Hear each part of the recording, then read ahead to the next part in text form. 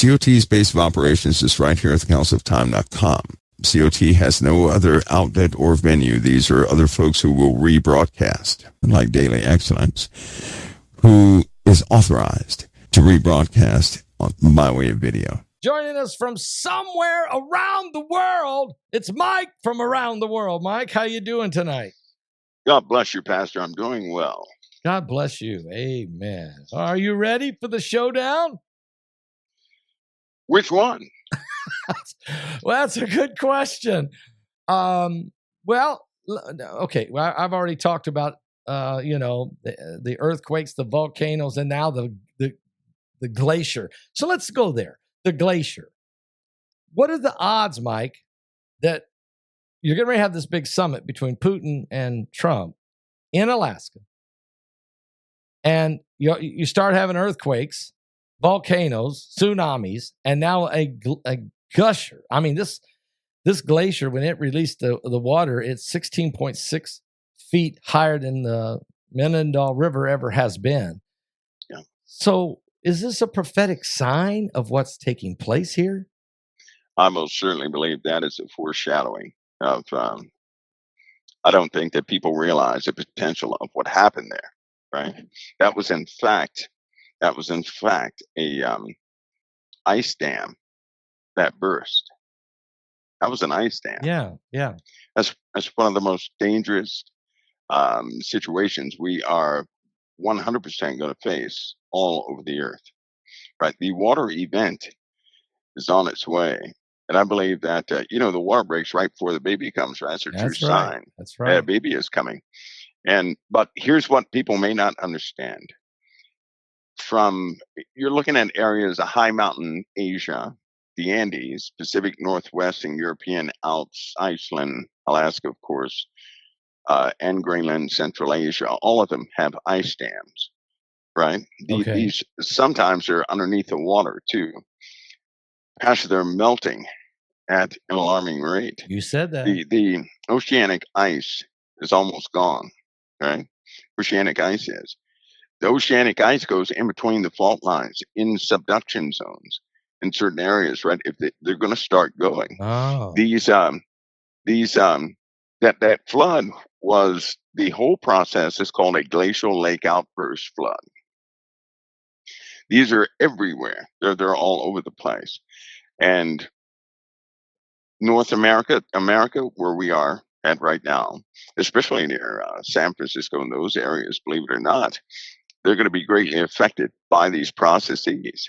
Really? Nothing is going to stop them. The only thing that could stop them is if all over the earth temperatures dropped probably about 3.2 degrees, I believe, on average. If that were to happen and we had consistent cooling, everything would kind of settle down. That's not where it's going. There's a much more dangerous process taking place. And it's not like you have an incident and then 5 years later have another. Nope. The ice melts have already begun.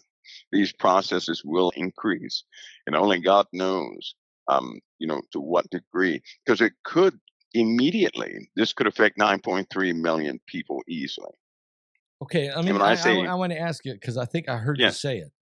You're saying that the ice that's melting affects the fault lines in San Francisco area? Yes. Oh, yes. That's probably what caused these 8 quakes today? Okay. Yes.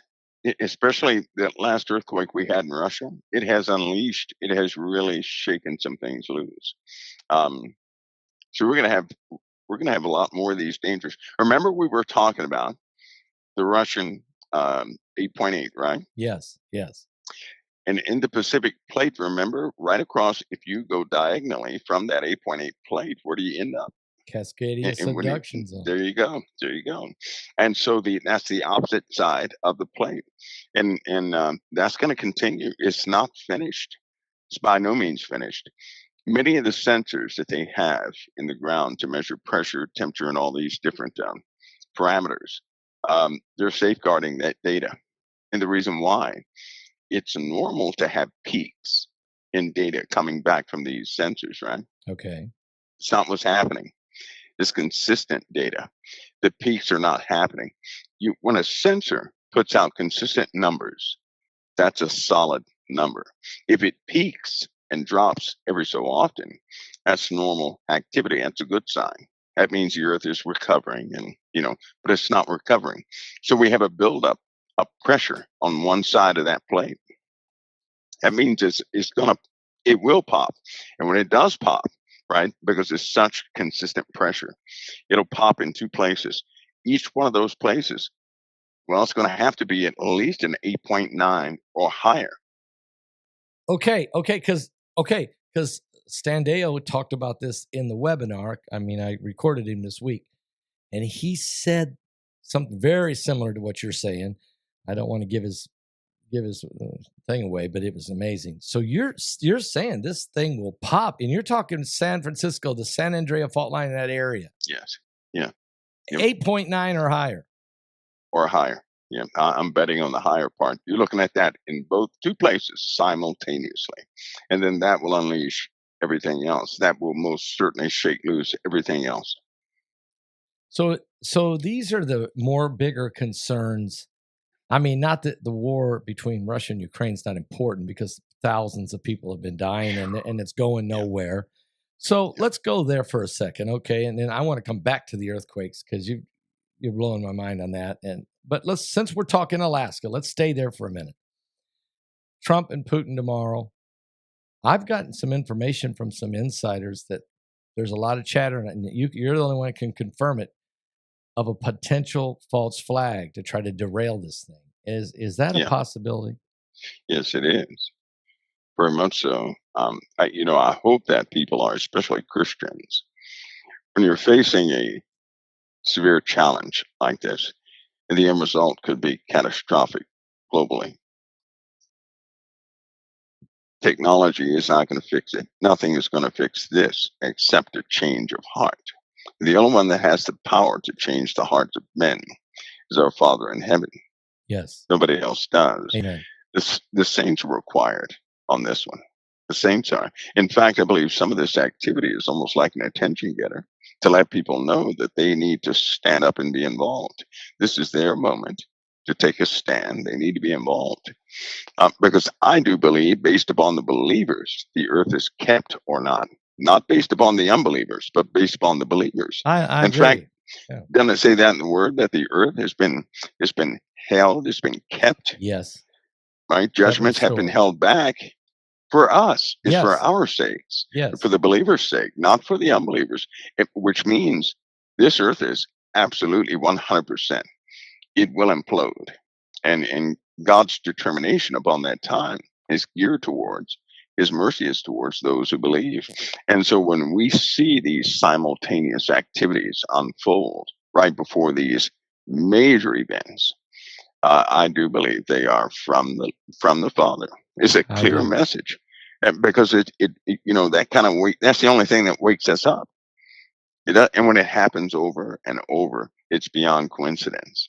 Would you say the Sea of Galilee turning blood red, would that be a coincidence? All of it. Oh, yeah.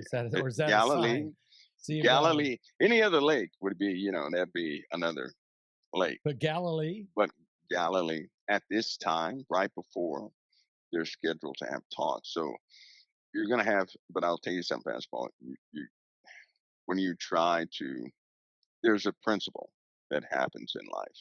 I believe that everybody can identify this principle. A lot of people in life, they'll say, well, they'll be at home and they'll say, if I can get rid of this one problem, I'll be okay. I believe everybody is mature enough to have noticed that when you rid yourself of one problem, another one comes up in another area of life. So if you get rid of money problems, you may have relation problems. If you get rid of relational problems, you may have another issue.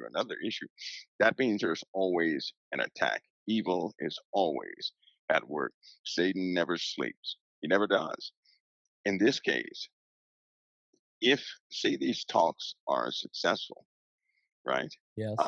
That will be purely up to the believers, but you're still going to have this transference of activity into another area. So the believers, they're going to have to really cover everything. They're going to have to watch if there are specific areas of expertise and really pray over those areas. Right now, we have in America, And in other parts of the world, we have an uprising of people against their leadership in a Yes, way that I've never seen it before, right? I And agree. this is global. This is global. And the people in for about I say for about a month, I can't.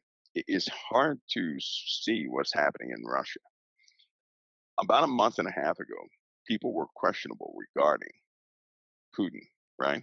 Do you know what's happened lately? No, what's happened? They're becoming patriotic behind Putin's resistance to the Is world. is it because they sense he may be going to do peace and end the war, and they don't want war, and are they happy about that? I think they're believing the propaganda, right?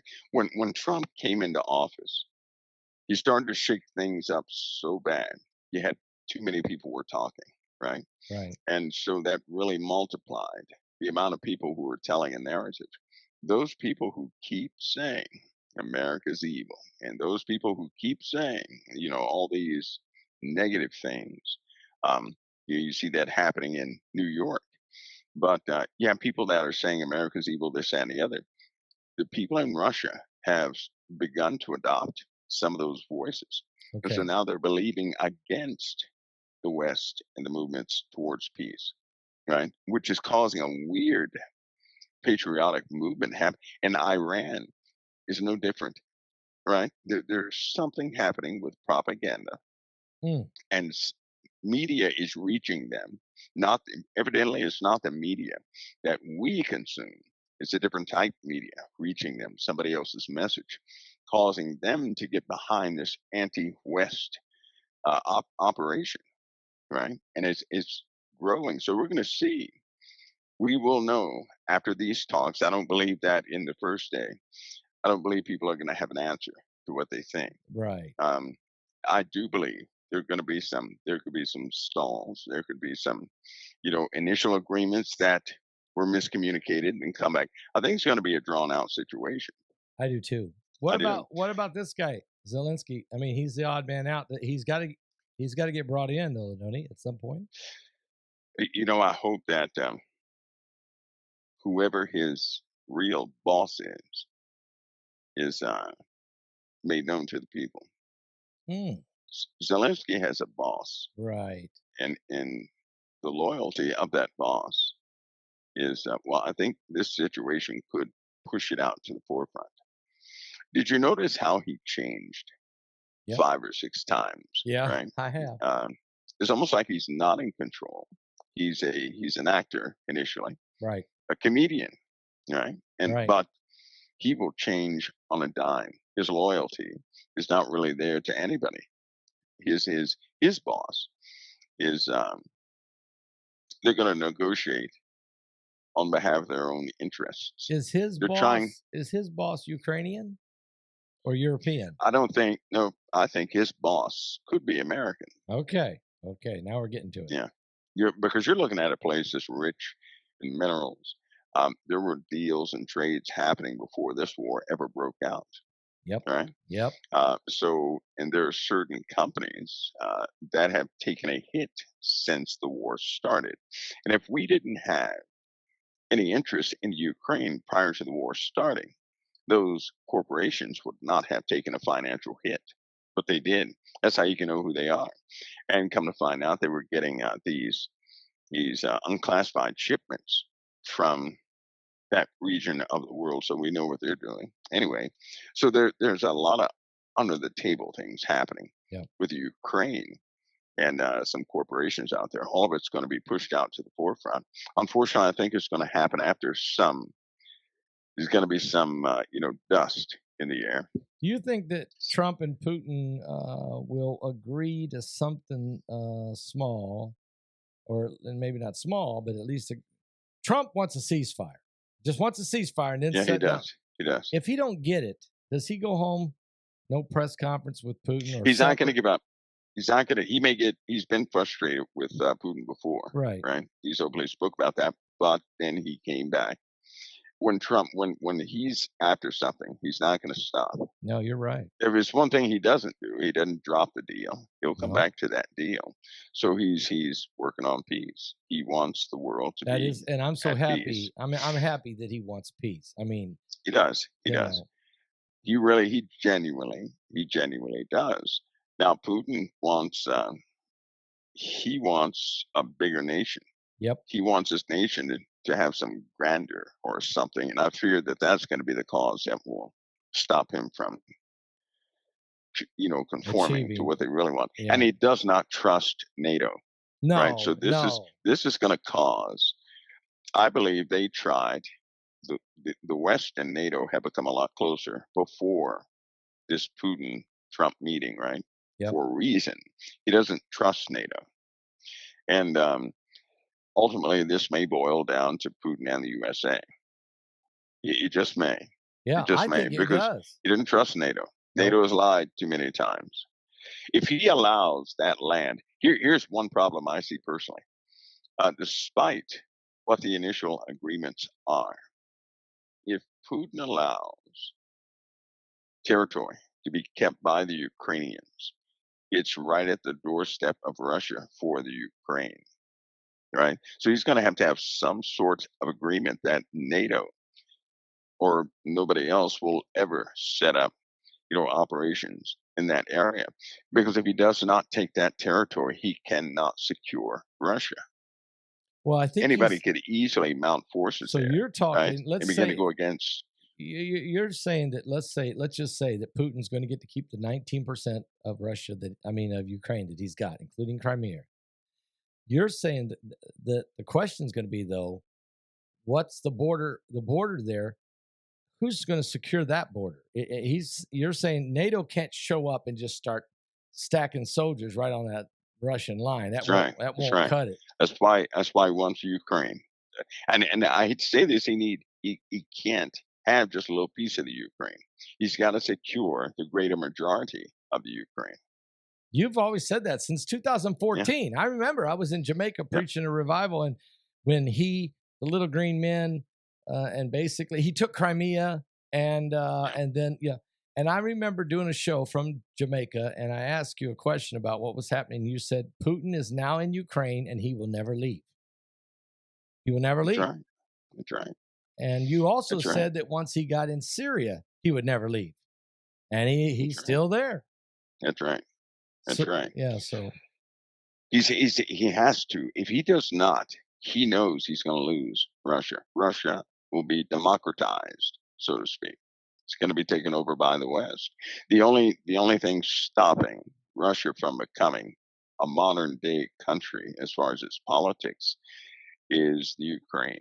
And that's a corridor, right? That belongs to somebody else, and NATO is all around that corridor. So to him, he sees that as a major vulnerability. Yeah. I don't see a scenario where he just gives that up. No, I don't either. I just don't see a scenario when he does that. So what that means is this. If Putin makes a threat, it's going to be a real one. And if he threatens anything nuclear, it's going to be real. It's not going to be rhetoric. It will not be rhetoric. It's going to be real. He understands who he's dealing with Trump. He can't bluff Trump. He has got to tell the truth. He's got to be real if he talks. That's right. That's right. And believe me, he's already been talked down. The public does not know everything that happens between nations, right? He's been talked down a few times from launching some pretty bad things. So, this time, if he threatens, if there's no deal made, it's going to be a guaranteed World War III scenario. That's what the one that everybody's drawn into. That's what I've been telling people, Mike, that this is dangerous meeting because we're either going to get something moving toward peace or it's going to fan the flames of war. And I'm talking World War III. That's right. That's right. This is a make or break it day tomorrow, isn't it? Yes, it is. They're going to have to, whatever they do, everything hinges on this one meeting right here. Everything hinges on this. And to have that in Alaska, of a neutral area, so to speak, right? Because he's got his fleet is right in the backyard right there behind them for backup. Yeah. This is a real deal. It's a real deal.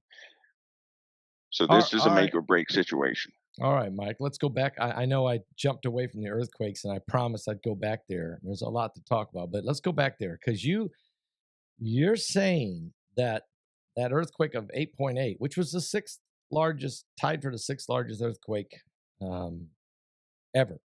Okay, and what it did is it moved the tectonic plates over in the subduction zone over in the United States area. Yeah. And that might have been the reason that the ice broke loose in Alaska. And with the ice breaking loose, that means that the ice caps are melting, and underwater the ice is melting. That's lodged into these crevices of these fault lines. So you're saying that we're on the verge of a 8.9, 9.2, 9.5, whatever in San Francisco. I mean, that's or somewhere along the San Andreas. Would you say that?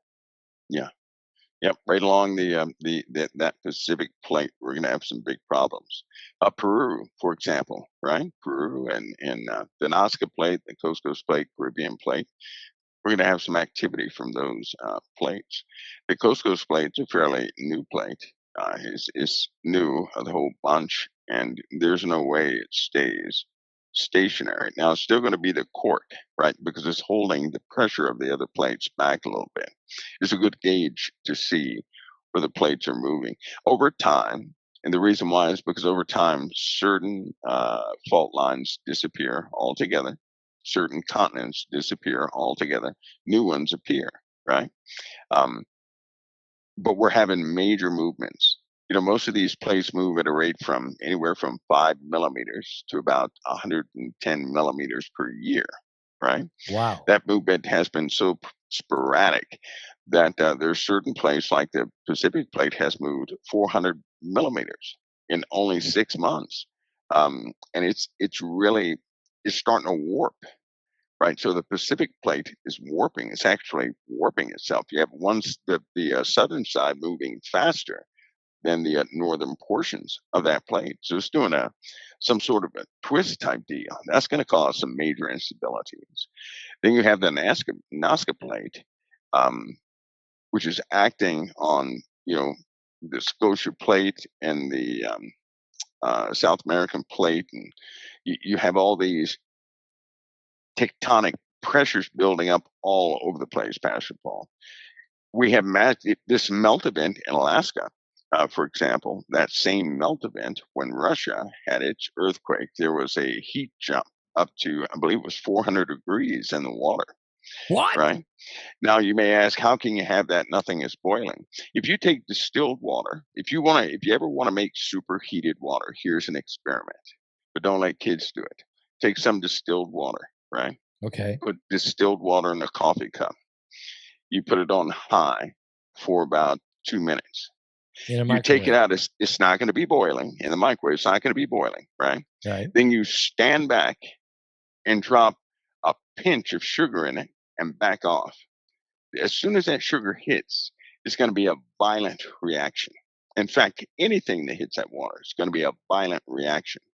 Okay, that's what's sitting under the ocean, superheated water.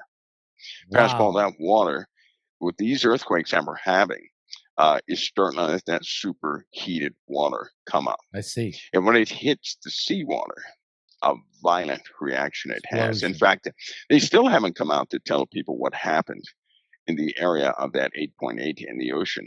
But the same thing is going to begin to happen in the Pacific plate, the Juan de Fuca plate, near up there where Alaska is, and everything else. We're going to really start seeing some pretty violent activity coming from the oceans with these earthquakes. And the earthquakes are going to magnify, both in frequency, duration, and also magnitude.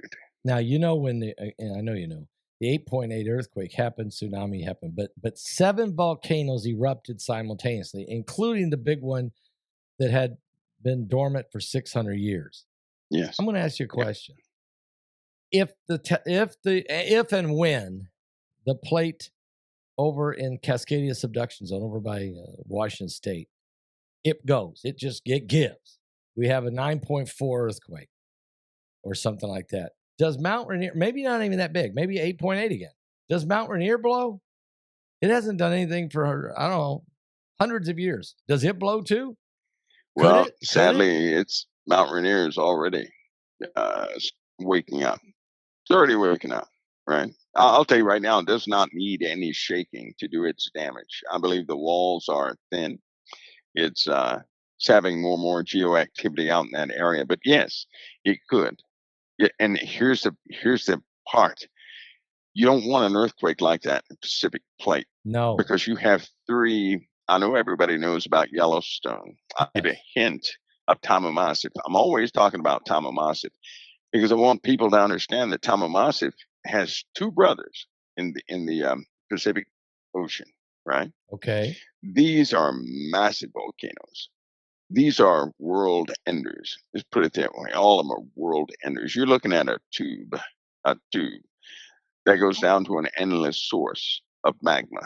If they blow, it'll make Yellowstone look like a pinprick, right? So you're looking at a volume that's indescribable. There's no way anybody can measure. And it's up in Alaska. Volume. No. It's in the Pacific Ocean. Oh, you're talking about the one in the Pacific. There are two unnamed, I don't know what you call them. They're not super volcanoes. They're much, much bigger. That are just like Tamaulipas, right? Okay. They're just like Tamaulipas is one of the biggest volcanoes in gigantic. The solar system. It's gigantic. In the solar system, well, there are two more in the Pacific Ocean. Under that plate, because they always say things are dormant because of all the debris and everything. But since LiDAR scans have been done and newer echo scans, they have found some pretty big monsters in the ocean. And if it blows, it will send debris up, way up in the atmosphere, at least up to 25,000 feet. It will coat the earth in ash in less than a week. That's how much material could be ejected. What? So I'm saying this to let you know there are some bad things, right? Potential super disasters on the earth that could be unleashed due to this shaking. In fact, scientists will start to come out and tell everybody that there's some unsurvivable scenarios they will not discuss, but they are absolutely possible at any moment. So I had a couple guys who I interviewed for the webinar that said that this tilting is taking place. Is the tilting taking place, Mike? Yes, it is.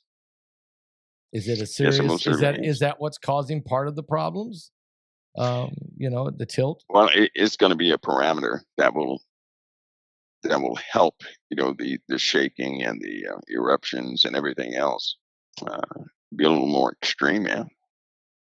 And because if you tilt, you're changing rotational inertia.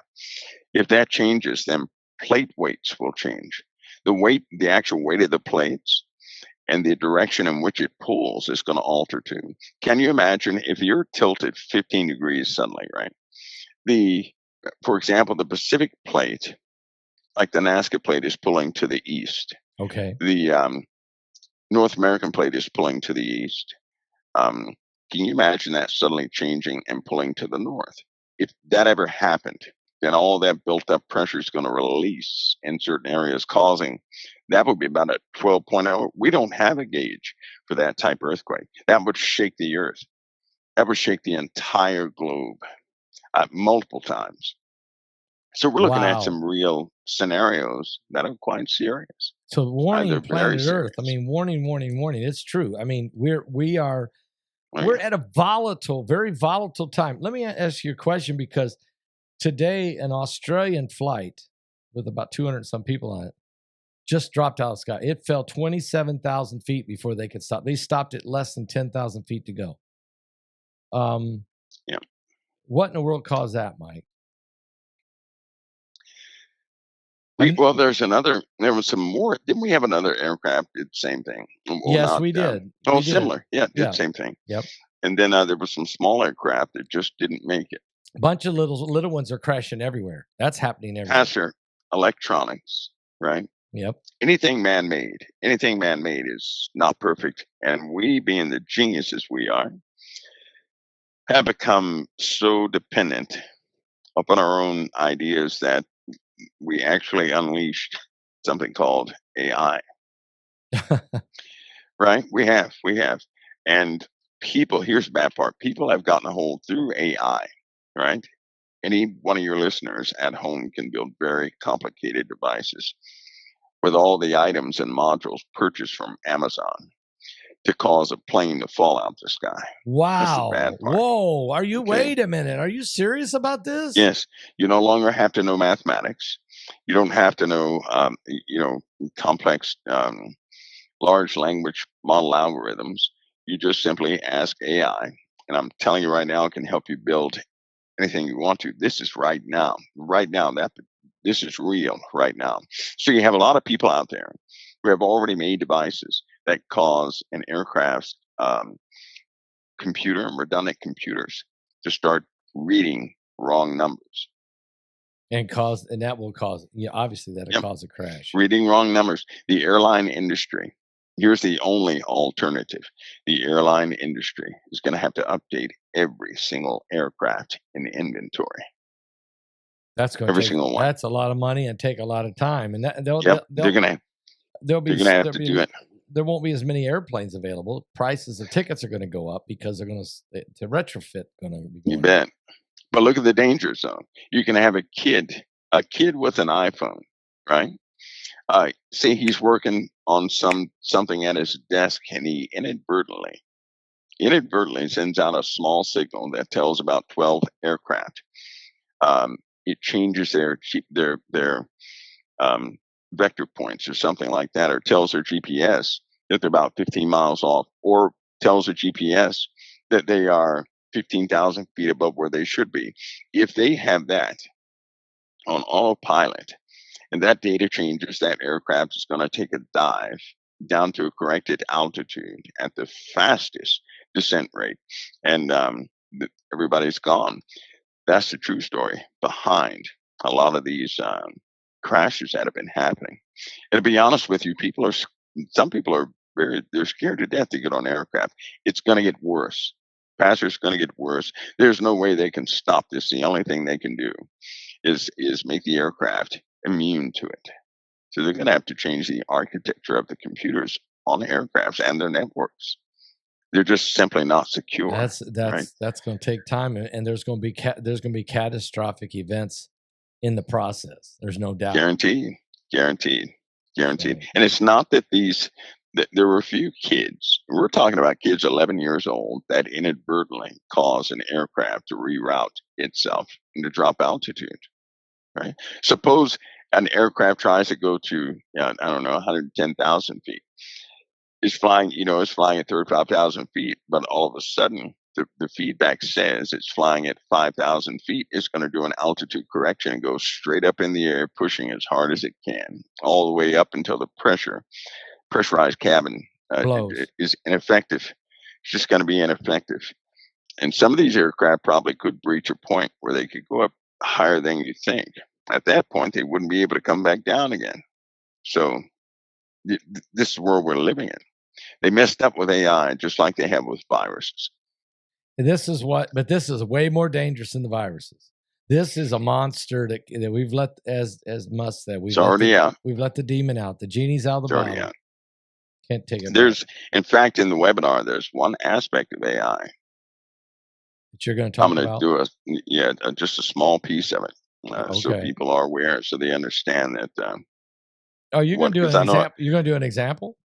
Is that what you're saying, or are you going to you're going to talk about it? Okay. I'm going to talk about it. Okay. Yeah. We'll save that for the webinar. But do you have Heidi said you had a couple maps that you might be able to be releasing in this webinar. Yeah. Okay. So we'll save that. So Mike's going to tell us some information about AI that he can't say here, and he's also got two maps that are very important that he's going to release in the webinar. So that's important to keep in mind, folks, to get as much information as we can. We have to be careful when we're on these open platforms. So Mike, with having said all that, we also know that there was a cloudburst today. I don't know how many more these we're going to have. This happened in India. They found 55 bodies. There's hundreds missing. a cloudburst or something similar to that happened, in Milwaukee. Something similar to that just happened again up in the Smoky Mountains. I mean, they're flooding again. I mean, what is going on? I know down in Florida, in South Florida, in Plant City, Florida, they had 11 inches of rain in 3 hours. So what's going on, Mike? These bursts. I mean, what's going on? Is this part of the atmospheric compression you talked about? Yes, it is. Yes, it is. And if you look at the map, if anybody looks at the weather map right now, in Canada, not over the USA, in Canada, they're going to notice the wind stream in a trough, a small dip in what's happening in Canada. Normally, the jet stream comes all the way down to America. It no longer does that, right? Really? Okay. And there's a small trough that will determine the direction of this hurricane, which I'm watching closely. Oh, you're talking about Hurricane Aaron? Yeah, it could push it out to sea. Okay. Right? Yep. Or it could allow that hurricane to come inland so fast, doing maximum damage on its way into the USA. Right? That hurricane can actually come right into the USA and do massive damage if that trough persists in a specific area. Now, if that trough moves, it can actually be pushed directly out to sea. So because these are high pressure systems that a hurricane cannot overcome. They'll always push any low out of the way, right? But it has caused like a river, you could say, going over Canada. Not in the USA, it's over Canada. We have no airstream over the USA right now. It's all in Canada. There's a trough sitting in between two strong vortices. Based on it, that hurricane, if a gap opens up, the hurricane could be allowed to come right into the USA. If no gap remains, the hurricane will be pushed out to sea. And so I'm watching to see if a larger dip is going to form in Canada, because if it does, that hurricane is coming straight up to it. And that's going to be the line of least resistance. And so that will be the path it takes. Even the computer models, all of them, are having problems forecasting this upper massive airflow, because it's something very rare. It's not something everybody sees. I've been noticing it. Everybody's saying, okay, all the meteorologists are saying, we're going to become a category 3 this weekend. And they got an area there in the ocean, they say, but when it gets right here, we don't know which way it's going. And you're saying that's going to be determined by the airflow in Canada. Yep. And you're watching that airflow in Canada. So it's interesting that the meteorologists don't say that. I mean, I know they probably don't want to give it away. I don't know, but is that why they can't? That's why they can't make a prediction, is because they don't know what that airstream is going to do. Yeah, I think they have an idea, but the modeling doesn't. Right? If they speak outside the modeling, they're fired. No, I see. They're going to be fired. They cannot speak outside the modeling.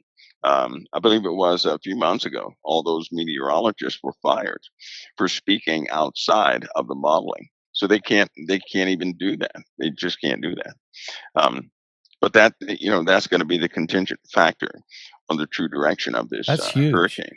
So we're going to have to pay close attention to this. I mean, because I keep wondering, I keep looking at the high pressure systems and the low pressure systems, and when I look at the map, but I had no idea that whether it's high or low is determined what's going on in the is it the jet streams or just air currents? What do you want to call that up in Canada? And you can call that a jet stream. Okay, a jet stream that the airflow is just follows that. Yeah. Plus, the waters are warmer than they have ever been since we've recorded everything. So if this thing hooks and heads toward, let's say, northern Florida, oh my Lord, it's going to get in some really hot water, and when it does, it's going to become a monster fast.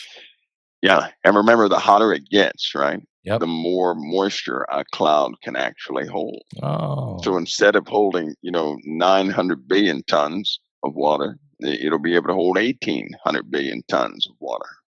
That's not good. That's not good. And all that drops. And then there have been times, Pastor, an event people are going to start saying is this. I mean, describe it. Imagine rain falling so fast, there's no more oxygen in the air. What? No. Where? Yep. No. Yep. Are you serious about this? Are you serious? That's going to start happening everywhere. Raining so Everywhere. hard that there's no oxygen in the air That's because right. it's saturated with water and moisture, right? That's right. People will people no just more oxygen. drown? Will they just drown in their own? Well, they won't be able to breathe, and hopefully, that event, when it happens, it'll happen for about 2 minutes. About 2 minutes. That's enough to It'll kill stay me, like that. Mike. I mean, I'm heaven bound if that's the case. Well, And you know what? What's so sad, Pastor Balls, back in the 1920s, right? There was 2 cases of it. It happened 2 times for about 15 seconds. Last year, it happened 4 times. This year, it's going to start happening everywhere. The atmosphere is finally hit a trigger point where saturation is at a level where that downstream is going to be just overwhelming. It'll be like somebody dumping a bucket of water, like a waterfall. It'll look just like a waterfall. Yeah, like Imagine, 5 inches of rain falling in less than 45 seconds or something like that. Mike, it'd be like we'll be like we're being waterboarded almost. I mean, you're telling Yep, absolutely. If in the past events like that were able to crush a house, that's what that event can do. It can crush a house, and we're going to start having that everywhere. Okay, now so it's going to be bad for hurricanes. It's just I have a bad. There's just been too much. It's been so hot down here in Florida. It's been incredible. 95, 98 every day. It just never and real humid. You can't. Real humid. You better have air conditioning going all the time and it's pulling the water. So let me ask you. So are we getting ready to go into a period of time now because the atmospheric compression? So what about the hail, the wind? I mean, what's going to go? Both will increase. Okay. Both will increase, and it will get to the point where they will not be able to have any small boats will not be able to be on the water. They'll just cancel them. They'll just say that's it. Yeah, they on the coastlines too. People will start moving away from the coasts because there's going to be too much humidity. Can you imagine being in an environment where the humidity is 100% or higher on a consistent basis? No, never going below 100. That's what we're going to start seeing, to the point where it'll be steam on the water all night long until the sun rises and depreciates. Some of the mist coming up from the water, that those temperatures will be that consistent, that high. That'll be followed. All of this is a part of the process of atmospheric compression. And then all of that years later is going to be folled by no rain whatsoever. No rain whatsoever. I mean, that's because when it's raining the way it is, right? Right. As it continues to rain, there's going to be a lot of mold and mildew issues all over all the continents. As that continues, the temperatures will continue to fluctuate and change and get towards a warmer, types of water. But the chemistry of the water is changing. As the ice melts, as the sea ice melts, as glacial ice melts, we're going to have a chemical change in the water.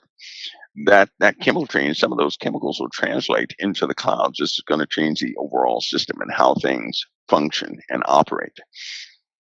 When that takes place, it'll take, that's almost a 1,000-year cycle before it goes back to normal again. And Pastor Paul, has happened before. This is a problem. This is a cyclical change that is seldom discussed. I don't know why they won't discuss it, but we have cyclical events. This has happened before. All the chemistry in the water changed.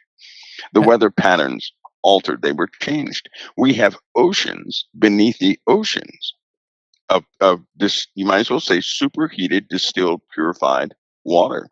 That's going to double the effects that we have now as this hot water breaches the surface to go into our waters, right? Yeah. Many people don't know this. That's why in America, they capped off certain lakes. Let's just say that everything in America is strategically positioned, right? And it's very difficult I haven't heard anybody discuss Some things I know for a fact, some things that many people know for a fact. Many of these lakes are not natural within the USA. They're not natural. Well, They're not natural. Well, how'd they get there then? I mean, They're not natural. Underneath the USA is there's a different story happening below the USA. And some of these lakes are purposely put where they are. Purposely put there. Well, I'll put it this way. There's no excuse for us to ever have a lack of fresh water. How about that? There's no excuse for that. But that's a different story. Yes. But things are different like this because these people they try to hide so much. Look at the secrecy behind UFOs. It's ridiculous, right? Let's talk if it's a nonsense subject, what's the secrecy for? So what do you think about this? What do you think about Atlas? I mean, I'm not saying it's UFO right here, but let's just ask you some question because there is no tail yet. It's traveling at an enormous speed. Avi Loeb is a pretty smart guy. He's a leading astrophysicist at Harvard. He's saying, look, something's with an intelligence is directing it. I can go along with that if God is throwing it, but is there something going on here? This is the third one to come through in a little bit here. What's going on, Mike? Well, they still never really classified Oumuamua. What it was, definitively. That's right. I think that you can have exotic situations out there, and as far as it being some kind of a ship or something, right? He has to have seen some things. Well, look at the ruins in the Middle East, right? Yep. Would it shock you to know that real technology can look just like an obelisk? A stone obelisk. I can believe that now that I've seen what AI can do.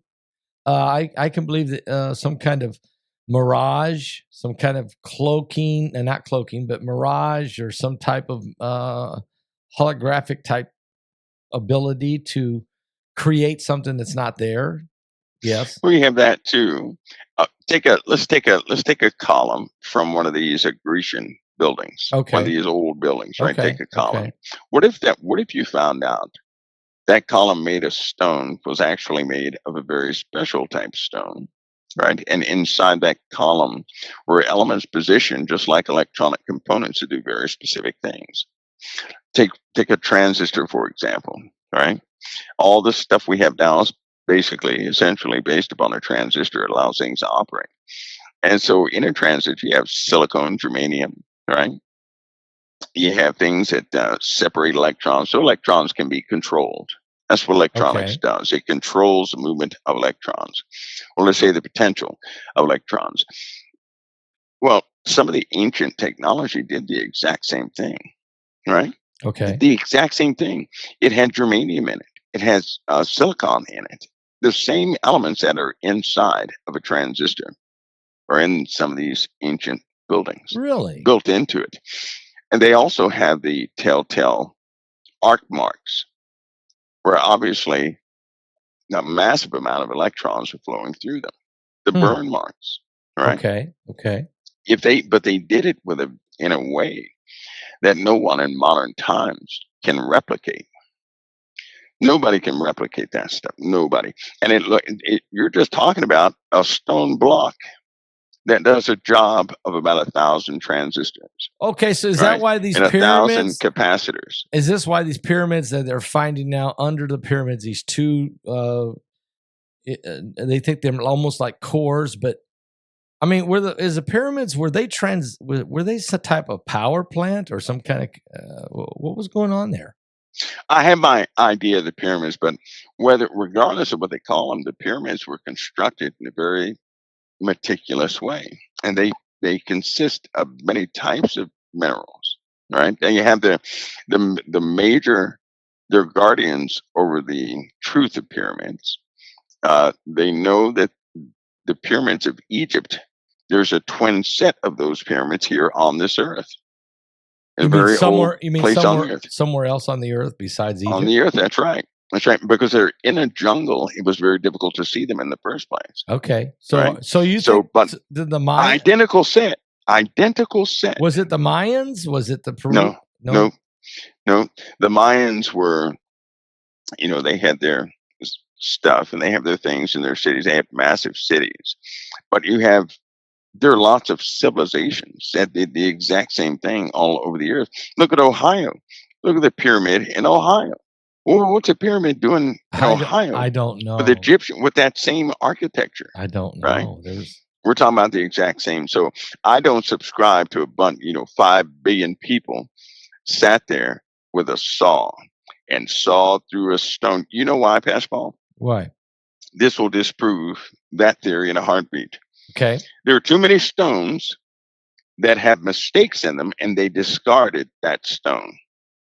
Think of a stone that's been cut, but the cut was a mistake. The cut goes down about 2.5 feet. It's a mistake, so they discard it. Now, you don't sit there and saw for 6 years on a mistake and go 2 feet down, right? You don't do that. So you had to have had some kind of machinery That's right. or capability, laser, something. There you go. That disproves that was so easily disproved. But if they don't share those type things, well, people have no choice but to say, they had to do it by a bunch of people. I know my son went to Peru and he went to you know what I'm talking about. Okay. He went and seen some of the monolithic stones. Did he put a piece of paper in between? He couldn't. And he said, there's no mortar. There's no way. That's right. So how did you can't come up with stones. You can't chisel that and make it that. You cannot do that. Yeah. You can't do that. He said he was blown away. He still don't, in his mind, he does not know how they did it. They had to have had something. They can't do it today. They can't even do it today. Right now. Because they can't move it. There's first of all, they can't move it. And second one, I don't even know if they got a diamond tip good enough to do it. Yeah. And the big telltale thing is with all these sites, they have these stones that were discarded, right? That have mistakes in them. Yeah. Machu Picchu. They have mistakes. Machu Picchu. Yeah. Yeah. Machu Picchu. Okay. But they have these big stones with mistakes in them. If you make a mistake like that, that's 2.5 feet deep. About, that's 22 feet long and 2.5 feet deep.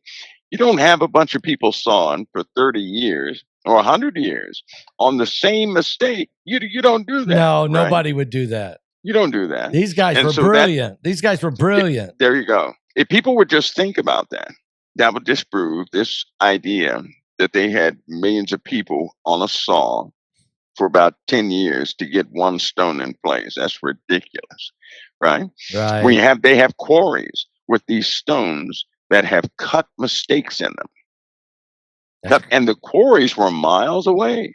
Yeah, I know it. From the actual site. How'd they get these big stones that weigh 20,000 They did not pounds? roll them on trees. They didn't roll them on trees. The U.S. government knows how. There was a man in Florida that knew how. Yeah, he knew There's a guy right now. He knew how to levitate them somehow. There's a guy in Denver right now that knows how, right? And it's a very simple answer. There are minerals on this planet that will increase magnetism to a great. You think of a magnet, a natural Earth magnet, right? Okay, I got you. Think of a material that can amplify the effects of a magnet about, I think it was 200 times. So that means your refrigerator magnet can now pick up all the cars in your neighborhood. Yeah, it could. Think about that. So you're looking at elements that do things just like that. Exotic elements that used to be plentiful on the earth. Well, if you have an element like that, what are people going to do? They're going to mine it. They're going to mine it and utilize it until it doesn't exist. They're going to put it in technology. And then what happens in a cataclysm? It gets buried under miles and miles of ash and rock and dirt. We haven't dug down to all of it yet, but we found a lot of it. So the digger they deep, the more they find. Wow. More advanced societies and things and technology. It's a very simple story, but it's not taught. It's not. Nobody's teaching it. So people come up with these. They have to have some kind of conclusion in their minds, and they just leave out big portions of history. So I hope that everybody understands that with these stones, where they have these mistakes in them, that you don't make the same mistake. No. And have hundreds of people do that over years. You don't do that. So something else was cutting this, and they said, oops, That laser went through that rock crooked. Let's discard it. And they got rid of it. But these exotic elements you can put them under granite, magnify an entire block of granite, negating the weight of that granite, and then you can push it easily. Wow. They knew how to do it. It wasn't magic. We're missing many elements on the earth that they had back in those times. That had King Solomon was said to have had a carpet, right? A carpet. They would dig for a specific type dust that almost smelled like sulfur, sugary sulfur, or something like that. This dust would interact with the magnetic field of the earth, and so anything it saturated, the weight was negated. Again, you're dealing with missing elements that was just as powerful as uranium without the radiation, right? Wow. Yeah, because you wouldn't have radiation. Absolutely. There is an element. I'll say it again. There's one element that also exists that does put out just as much power as uranium without the radiation. But they must have used all this stuff up. It's buried deep down in the earth. They even have signatures of massive amounts of them. They can't reach them. They're sitting there, magma and everything. You can't go down there. You'd never live to get them. Nothing would survive to get them. I see. Yeah. So in other words, they had technologies that we don't have because they had chemicals. They had minerals and metals That's right. that we don't have. Right. Yeah. That's right. We simply don't have them. And so here we are with that. And it's a very simple story. It's just not, they like to hide things, to control the narrative so that, people are essentially so they can sell us, so they can dumb us down. So you're dependent on them. I know. You're not going to totally get rid of what you're dependent on. No matter how mad you get at it, you're going to keep it around because you have a dependency on it. And to be honest with you, a person, they've been duped into believing that by themselves they can't do anything. That's what they believe. That's really bad, and that's the truth. That's what they're convincing people of, and they're also convincing people not to think for yourself, not to rationalize, not to think, but just go along with what they perfected that. Yeah, because people are going along with somebody else's narrative. Yeah. They are. How do you feel about? By the way, just throw this in there. How do you feel about the guy, the communist guy, Zamdami? Why is he? Why is he getting so much airtime? I mean, what gets me is that, okay, here's what gets me. Are we not a Christian nation? Yes, we are. Okay, number one, why is that offensive to people? And why do people all of a sudden act so ashamed of Christ?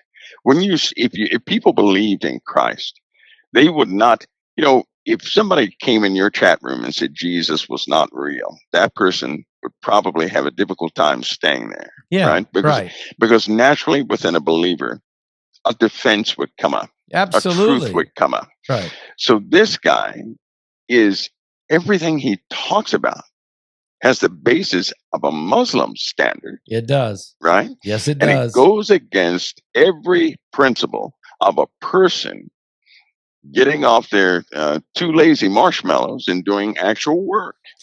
This guy is almost like he's anti-work. He is anti-work. What's happened? It's pitiful. He's a socialist communist.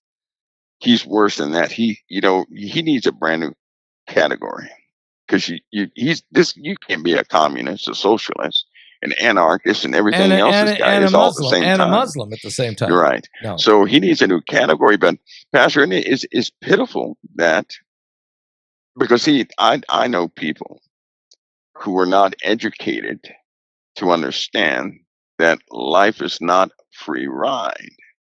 Right? Exactly. You have to actually contribute to this nation. Yes, no house survives unless you contribute to it. That's right. And for some reason, there's a generation out here that does not understand that if you don't contribute to a house, it's going to collapse. They don't understand that this guy's pushing a narrative that, hey, no, let's continue with pacifying those who don't want to do anything. No, that should never be. That should never be. That should never be. No, that should never be. It's a dangerous doctrine that he's preaching. And you would think, I understand that the right is just saying this guy's a nut, this will never work. But what I can't figure out is on the left, they know this guy's a nut. They know that don't work. I mean, don't they? Or are they? No, they don't. No, no, Come on. Just realize this is a real problem, right? Because I engage, I say about at least twice a week, groups in this very conversation. There are too many kids who have been brought up in a household that had no income. This is what's happened. Okay. They've had no income.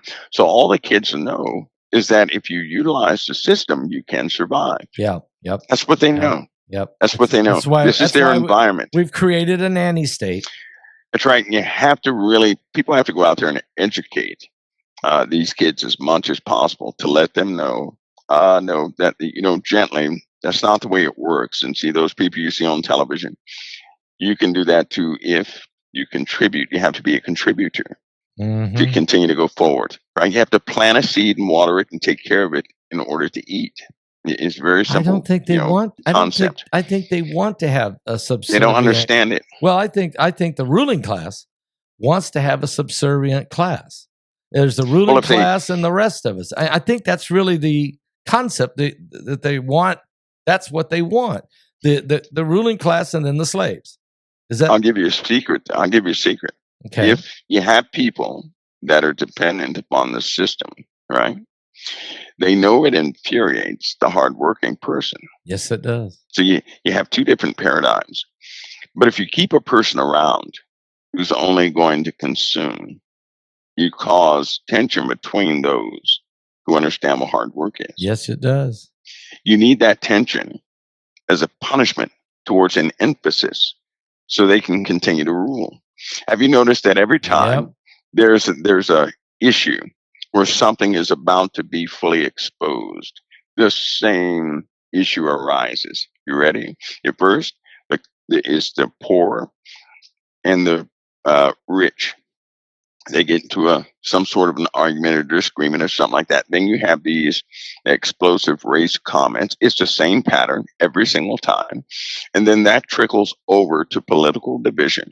And then that, further gives, gains to these protests. And then action is taken, and you see it on the news. And it continues to go forward. Meanwhile, these guys are doing exactly what they need to do while everybody else is distracted with what people call real life. Right? Yeah. It truly is a false flag of almost perfect design for evil people, because it's very difficult to see. People actually believe in these race wars, the false historical points people push most often, and they fall for the same trick every time. Every single time they fall for it, because they're doing it over. We've been right here where we're at too many times. Why do we keep going back to this? The same thing we're in. Why? I don't know. We're being duped into going back to it because we cannot see when it starts. They can, but we cannot. When we start to unify and have too much power, this happens every single time. And normally when people unify, they start to notice, hey, something is wrong with our history, or something is wrong with the narrative they're giving. Yeah. Right? And then this happens every single time. It's amazing. That's what in your last webinar, that's what we were talking about. That people are programmed, they cannot see this because everything that comes out of their mouths is what came from somebody else. One of these people who have designed this system. Ultimately, that came from Satan. They can't think for themselves. They're being programmed. And you said it in the last webinar, folks. If you didn't get it, you can still get it. And that is these 5 steps that are being procedures. I think Mike brought out. That's right. It's being used and it's working. It's working, Mike. It's working. And the only way to overcome that is with kingdom thinking. Hey, and that means a person would have to regard the words of Christ, right? Really regard the words of Christ, you're right. Because only through him can a person be free, following his footsteps. Or else, if we don't, we're just doing exactly what they want us to do. You're right. Mike, this was pretty powerful tonight, to be quite honest. I mean, really powerful, actually. Well, think about that. The air turning into water all night. I'll be choking tonight through the night. I got to keep my eyes open. Okay. Mike, thank you so much for this. And of course, I'll see you tomorrow as we'll be Yes. taping the webinar. Yes. Thank you always. Thank you always for bringing some very, very powerful information and very stimulating dialogue to keep us all thinking. Because see, if we don't, we become these mindless robots, and they will drift us away from the gospel. They will drift us away from Christ. Yeah. So I want to thank you for coming forward and bringing this information. My honor to help, Pastor Paul. Always. It really is my honor to help. I appreciate it. And it's my honor to have you. So thank you so much. I'll talk to you tomorrow. All right, Best Paul. God All bless. right.